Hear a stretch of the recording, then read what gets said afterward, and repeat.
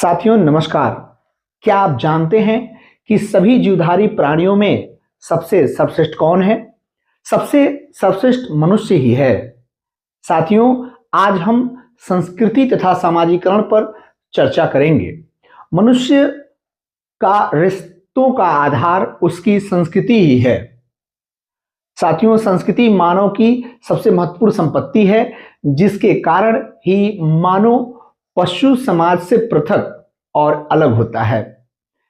उसके विकास में सांस्कृतिक वातावरण का सबसे अधिक प्रभाव पड़ता है और यही संस्कृति उसके सामाजिकरण में महत्वपूर्ण भूमिका अदा करती है। आवश्यकता आविष्कार की जननी होती है।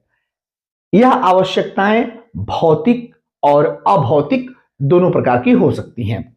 चूंकि मनुष्य जीवधारियों की तुलना में कहीं अधिक बुद्धिमान और विवेकशील प्राणी है, वह अपनी आवश्यकताओं की पूर्ति बौद्धिकता के आधार पर करता है। साथ ही उसे भूत वर्तमान का ज्ञान होता है और भविष्य के बारे में चिंतन करता है। यह चिंतन सामाजिक, आर्थिक, राजनैतिक, धार्मिक आदि सभी प्रकार के हो सकते हैं और इनके संचित समुच्चय को संस्कृति कहा जाता है।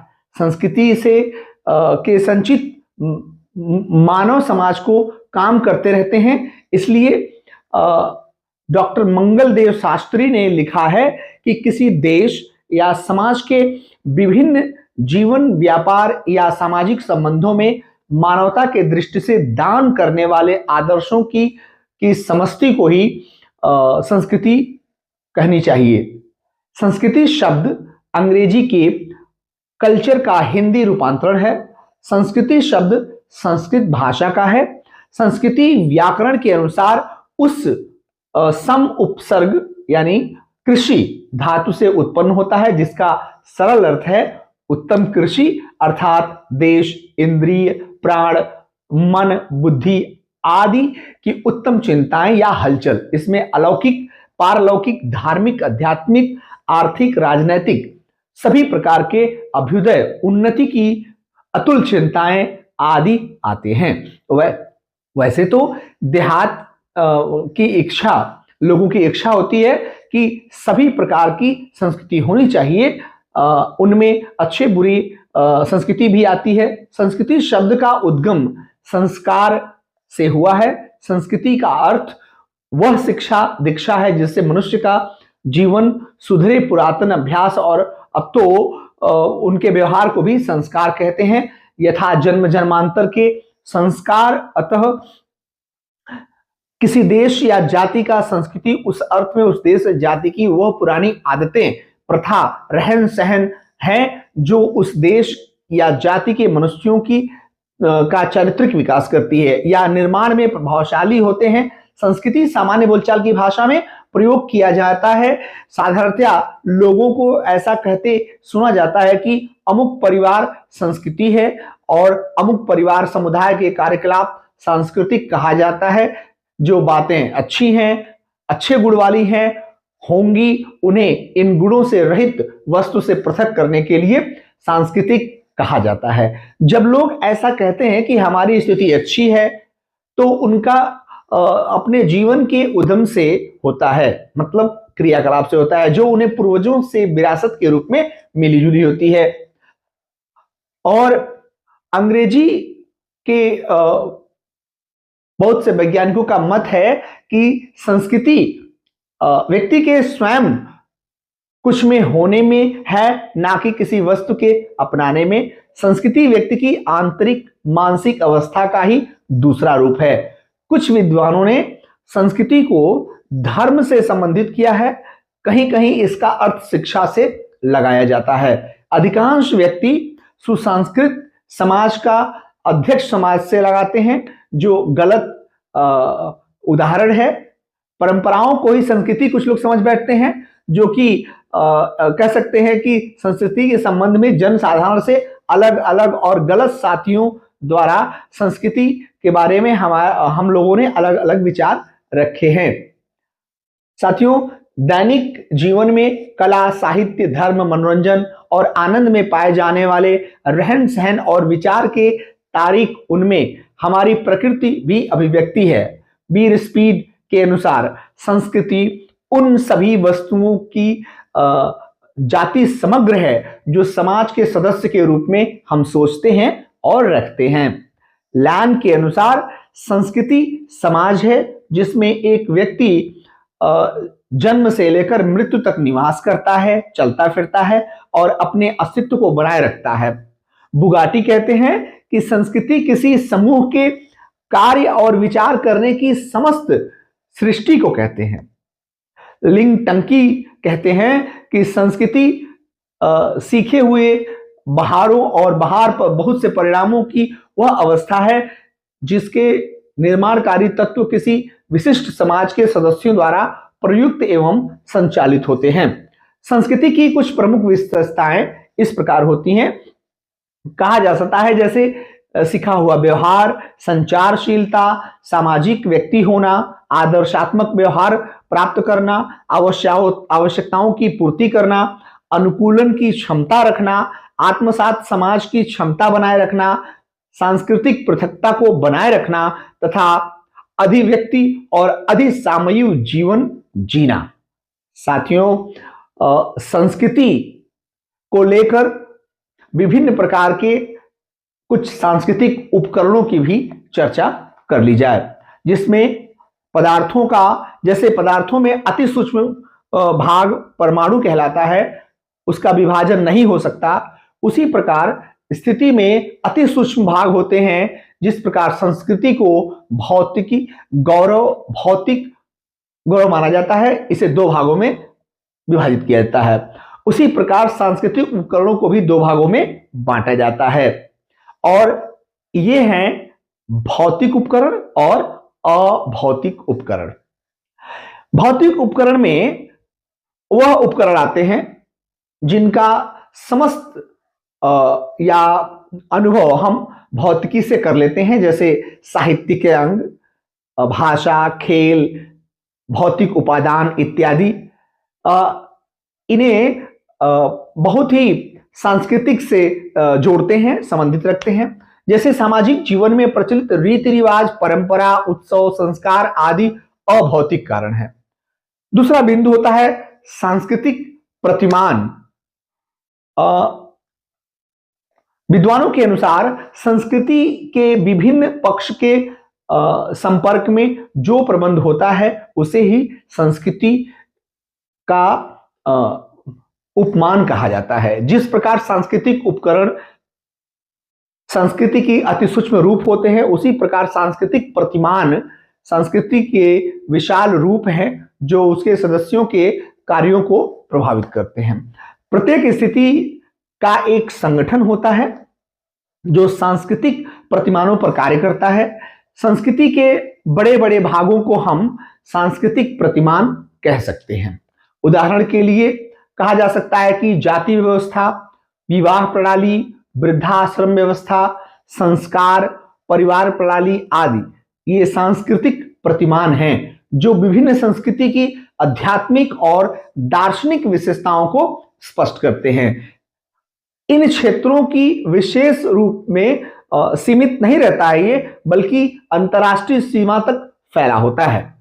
साथियों, अब हम बात करेंगे मूल्य क्या होता है। साथियों, वास्तव में समाज का निर्माण नहीं किया गया है, बल्कि इसका एक प्रकार से विकास हुआ है। इस विकास का एक परंपरा रही है और वह यह है कि समाज का विकास सरल से जटिल की ओर हुआ है। उसी प्रकार समाज की विभिन्न संस्थाओं और समूहों का भी विकास हम जटिल की ओर से या सहज से जटिल की ओर हुआ है। इनको भौतिक और अभौतिक दो भागों में विभाजित किया जाता है। विकास की परंपरा में जब हम आगे बढ़ते हैं तो अपने साथ कुछ प्रतिमान और मूल्यों को हम लेकर चलते हैं। मूल्य के अभाव में किसी भी समाज के प्रगति का निर्धारण कतई नहीं किया जा सकता है। मूल्य और मूल्यांकन ऐसे दोस्त हैं जिनके आधार पर किसी समाज के प्रगति का अनुमान लगाया जा सकता है। इन मूल्यों के आधार पर ही भविष्य की मनोकामना या भविष्य का निर्धारण किया जा सकता है। वह समाज अपनी क्रियाशीलता को खो देता है, जो मूल्यों की उपेक्षा करता है। व्यक्ति और समाज के मूल्यों में समाज का मूल रूप प्राथमिक है। इसका कारण यह है कि व्यक्ति सामाजिक मूल्यों के संसार में जन्म लेता है और इन्हीं मूल्यों के आधार पर अपनी मनोकृतियों का निर्धारण करता है। सामाजिक संगठन के लिए सामाजिक मूल्य और व्यक्ति मनोवृत्तियों में समानता का होना अति अनिवार्य है। साथियों, सामाजिक मूल्य की परिभाषा देते हुए इलियट और मैरिल लिखते हैं कि सामाजिक मूल्य वे वस्तुएं हैं जो हमारे लिए अर्थपूर्ण होती हैं और जिन्हें हम अपने जीवनचर्या में महत्वपूर्ण मानते हैं। जॉनसन लिखते हैं कि मूल्यों को एक संकल्पना या मानक के रूप में परिभाषित किया जाता है, जो कि सांस्कृतिक हो सकता है या मात्र व्यक्तिगत, जिसके द्वारा चीजों को एक दूसरे के साथ तुलना की जाती है, इसकी स्वीकृति या अस्वीकृति प्राप्त होती है, एक दूसरे को तुलना में उचित या अनुचित या बुरा, ठीक अथवा गलत ठहराया जाता है, माना जाता है। साथियों, समाजशास्त्री विद्वान मुखर्जी लिखते हैं कि मूल्य समाज द्वारा स्वीकृति प्राप्त इच्छाएं तथा लक्ष्य हैं। सामाजिक मूल्य के कुछ प्रकार ऐसे होते हैं जैसे देश प्रेम, राष्ट्रवाद की भावना,